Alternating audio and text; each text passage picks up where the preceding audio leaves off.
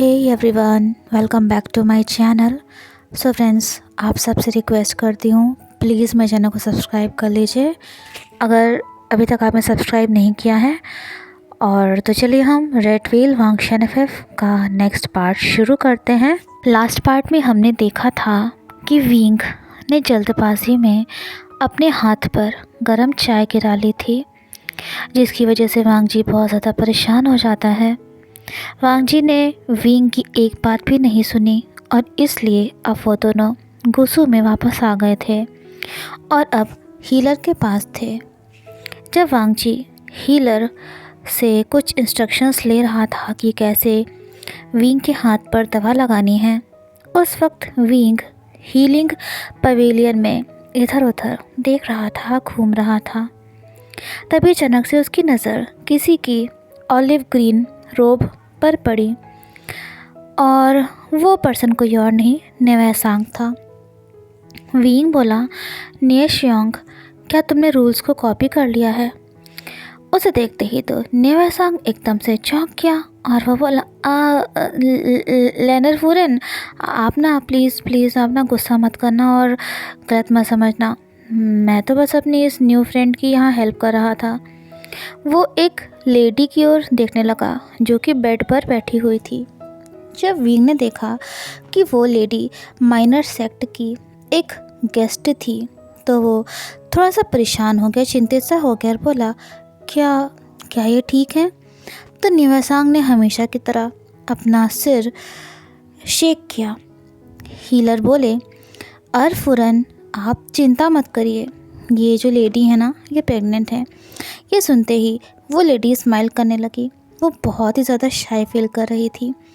Healer ने smile करते हुए उस लेडी को अच्छी हेल्थ के लिए विश किया और कहा कि वो मास्टर गुओ को लेटर लिखेंगे और उन्हें इन्फॉर्म करेंगे और कॉन्ग्रेचुलेट भी करेंगे। विंग तभी बोला, क्या ये मैरिड है? तो नेवैसांग ने हाँ में अपना सिर हिलाया। ये सुनते ही विंग ने इनोसेंटली कहा, अच्छा इसीलिए। तभी कोई बोला, लेकिन शादी बेबी होने से रिलेटेड नहीं है। ये सुनते ही विंग तेज आवाज़ से बोला, क्या सच में ऐसा है? वांग जी जो कि थोड़ी दूर पर खड़ा हुआ था, वो हॉलवे की दूसरी साइड से तभी चिल्लाया, मतलब तेज आवाज़ में बोला, विंग। वो विंग को चुप कराना चाहा था। वो बोला, विंग। लेकिन तभी एक डिसिपल ने वांग जी को बीच में ही रोक दिया। वो डिसिपल बोला, हनगोंग जुन, आपको ना वो सेक्ट लीडर बुला रहे हैं। ये सुनते ही वांग जी बोला, विंग, मुझे जाना होगा। क्या मैं तुम्हें जिंगशी तक छोड़ दूँ चलकर? अपने हस्बैंड की बात सुनकर विंग बोला, शियांगोंग, ये मेरा ही घर है। मैं ना ब्लाइंड फोल्ड के साथ भी यहाँ चल सकता हूँ, वो भी बिना लड़खड़ाए। मुझ में लिया परेशान मत हो। वांग जी ने 1000 बार तो विंग से पूछा होगा जब उसने पहली बार विंग को अपनी बाहों में थामा था, जब विंग काँप रहा था। उसने पूछा, विंग क्या वो श्योर है कि वांग जी चला जाए? लेकिन फिर वो चला ही गया जब विंग ने उसे घूर कर देखा। वांग जी के जाने के बाद विंग ने ऑकवर्ड वे में थोड़ा सा ना हिचकिचाते हुए पूछा, तो मतलब मेरा बेबीज़? ये सुनते ही नेवैसांग बोला, हाँ, बेबीज़ बिना शादी के भी हो सकते हैं, क्योंकि उसके लिए शादी नहीं बल्कि मेटिंग करना ज़रूरी होता है, इंटीमेट होना। विंग ये सुनते ही कन्फ्यूज्ड हो गया। वो बोला, इंटीमेट होना, ये क्या होता है? तभी नेवैसांग ने एक बुक निकाली और कहा, ये है वो चीज़। विंग उस बुक को देखते ही चौंक गया और बोला, क्या ये बुक? तो नेवैसांग ने कहा, इस बुक में ना इंटीमेट होने की एजुकेशन या फिर मैं कहूँ तो बेबी बनाने का मेथड है। विंग बोला, ओके, मैं कुछ नहीं। तभी नेवैसांग बोला, लेनर फूरन, क्या आप जानना चाहते हो? तो विंग बोला, मुझे भी एक बेबी चाहिए। नेशियोंग, क्या तुम मुझे ये बुक दोगे? उसकी बात सुनकर नेवैसांग धीरे से बोला, फूरन, लेकिन ये मेथड सीखने से पहले आपको ना प्यार होना ज़रूरी है। ये वही लोग करते हैं जो एक दूसरे से प्यार करते हैं। तो क्या आप हान क्वांगजुन से प्यार करते हो? ये सुनते ही विंग बोला, मैं उनसे प्यार करता हूँ, मैं अपने शीजे से प्यार करता हूँ, मेरे भाई से, अंकल से, आंट से। तभी नेवासांग ने जियो वेहू विंग को रोक दिया, इससे पहले कि विंग की लिस्ट और ज़्यादा लंबी होती चली जाती। वो बोला, अरे रुको रुको रुको, ये लव ना फैमिली लव से अलग है। विंग को प्यार के बारे में पता था, वो जानता था कि प्यार क्या होता है, लेकिन कभी ना किसी ने उसे इनके बीच का डिफरेंस नहीं बताया था। नेवहसांग बोला, लैनर फुरेन, ये वो पर्सन है जो आपके लिए स्पेशल होगा। जब भी वो आपकी नज़रों के सामने आता होगा ना, आपकी आंखों को एक सुकून मिलता होगा, एक ठंडक मिलती होगी आपकी आंखों को। दिन और ज़्यादा खूबसूरत, खुशनुमा महसूस होने लगता होगा। उस पर्सन के बिना आपको बिल्कुल भी अच्छा नहीं लगता होगा। आप अकेला फील करोगे, चाहे फिर आपके साथ कितने ही लोग क्यों ना हों। जब भी वो पर्सन आपके नज़दीक आता होगा ना, तब आपका दिल जो है ना क्रेज़ी तरह से धड़कता होगा। उसका चेहरा रेड होता जा रहा था। नेवासांग बोला, यहाँ तक ना आपको सांस लेने में भी मुश्किल होती होगी। ये सारी बातें सुनते ही विंग का दिल और दिमाग उसे सीधा वहाँ लेकर गया, उस पर्सन के पास जो कि गुशिन पर अपना सॉन्ग प्ले कर रहा था, यानी कि उसके हस्बैंड लैन वांगजी के पास। नेवासांग बोला, सिर्फ वही पर्सन आपका मेट है, आपका सोलमेट। इस बार विंग को अपनी जो कुछ फीलिंग्स थी ना, उनका रियलाइजेशन हुआ था। फीलिंग्स का रियलाइजेशन हुआ था जो उसके दिल की गहराइयों में छुपा था, जिसे विंग अभी तक शायद समझ नहीं पाया था। वो बोला, मेरा मेट, मैं उससे प्यार करता हूँ। तभी नेवासांग बोला, लैनर फुरेन, क्या मैंने आपको हान क्वांगजुन की याद दिला दी कि लैनर फुरेन को आज इतना अच्छा महसूस हुआ है कि उनका प्यार ऑलरेडी उनका है।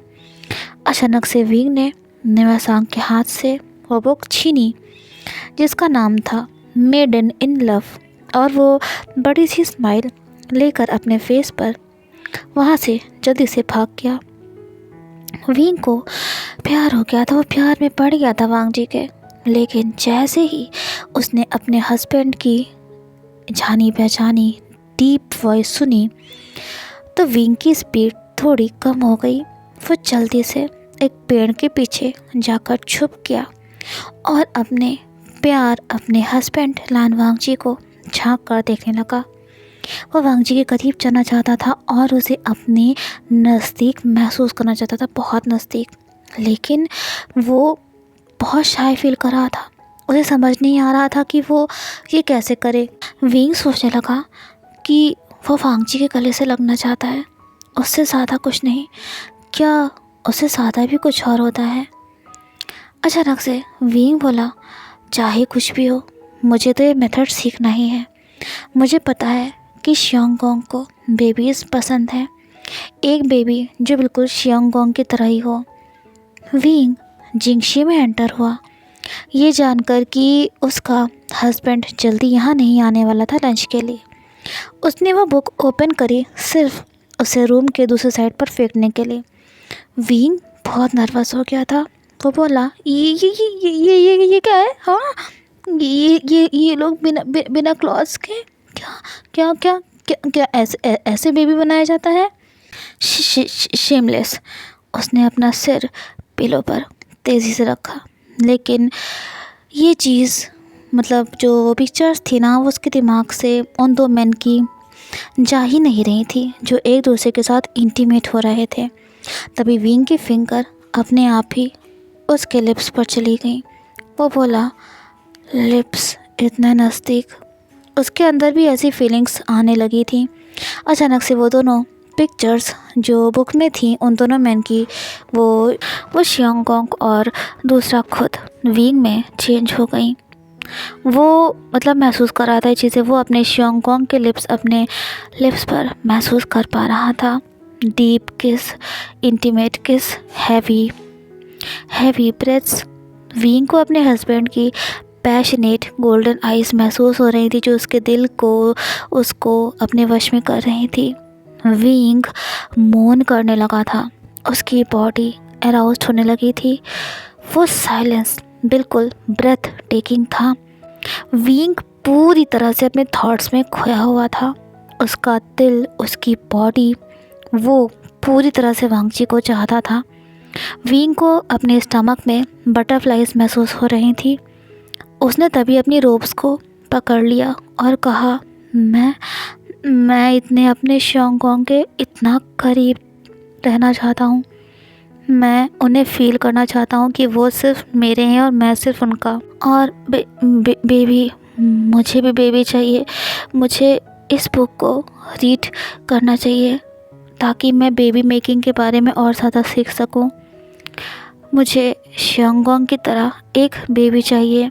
विंग एक छोटे से बेबी की पिक्चर को इमेजिन कर रहा था, जो कि उसकी तरफ बढ़ रहा था, और वो बेबी उसकी रोप्स को पकड़ के उसे उठकर चलने के लिए कह रहा था, उसे घुमाने के लिए कह रहा था। विंग के कदम लड़खड़ा रहे थे, लेकिन फिर भी वो नीचे झुका उस बुक को उठाने के लिए। लेकिन इससे पहले कि विंग उस बुक को और रीड कर पाता, उसे अपने हस्बैंड के फुट स्टेप्स यानी कि कदमों की आवाज़ सुनाई दी। विंग ने जल्दी से उस बुक को अपनी स्टडी टेबल के ऊपर जो शेल्फ थी उस पर रख दिया। विंग ने जल्दी से अपनी रोब्स को ठीक किया और अपने चेहरे पर से अपने हेयर्स को रिमूव किया। वांगची बोला, विंग, क्या तुम खाना नहीं खाओगे? ये बात वांगजी के लिए काफ़ी अनयूजुअल थी, क्योंकि उसकी आदत जो हो चुकी थी विंग को लंच टेबल पर उसका इंतज़ार करते हुए देखने की। वांगजी तो टाइम पर आ गया था, लेकिन ना ही तो टेबल रेडी थी और ना ही तो विंग।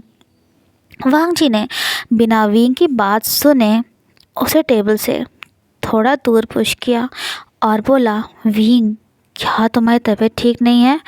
क्या अभी भी जो तुम्हारा हाथ जला था वो तुम्हें हर्ट कर रहा है, पेन कर रहा है? रुको, आज टेबल मैं सेट करूँगा। वांगजी ने जल्दी से इमरजेंसी ऑइंटमेंट निकाला। विंग बोला, शोंगोंग, रुकिए तो। वांगजी बोला, नहीं, यहाँ टेबल पर कोई प्लेट नहीं है, किचन में खाना गर्म नहीं हो रहा है। विंग कभी ऐसा नहीं करता है। तभी विंग कांपती हुई आवाज़ में बोला, आई एम सॉरी, मैं अपनी वाइफ होने की ड्यूटी को निभा नहीं पाया। मैं आपको टाइम से खाना सर्व नहीं कर पाया। वो झूठ बोला, मैं ना वो सो गया था। कि सुनते ही वांगजी बोला, विंग, मेरी बात सुनो।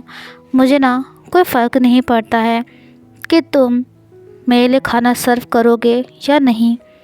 वाइफ और हस्बैंड बराबर होते हैं, कोई डिफरेंस नहीं होता है उनमें। विंग, मुझे सिर्फ तुम्हारी फ़िक्र है। कोई बात नहीं, अगर तुम नहीं कर सके, मैं तुम्हारे लिए करूँगा। विंग सुनते ही बोला, सब कुछ शोंगोंग।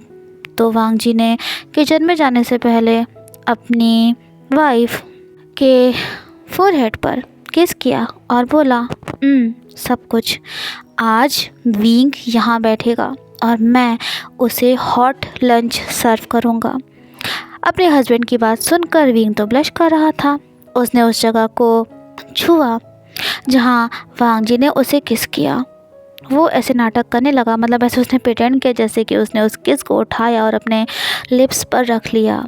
विंग बोला, मैं अब बच्चा नहीं हूँ, मुझे एक बेबी चाहिए। वो बहुत ही ज़्यादा ब्लश कर रहा था। तभी उसका प्यारा हस्बैंड लान वांगजी बोला, एरन, देखो, खाना अभी गर्म है।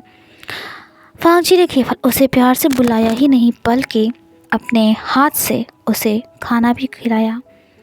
सो फ्रेंड्स, जैसा भी लगा हो आज का पार्ट मुझे कमेंट्स में ज़रूर बताइएगा और प्लीज़ मेरे चैनल को सब्सक्राइब करना मत भूलिएगा। मिलते हैं नेक्स्ट वीडियो में। Till then take care, have a nice day everyone. और हाँ, BFF भी अब जल्दी ख़त्म होने वाला, आई थिंक 1 या 2 एपिसोड्स में आई थिंक ख़त्म हो जाएगा। ओके, तो फिर अभी के लिए बाय बाय एवरीवन।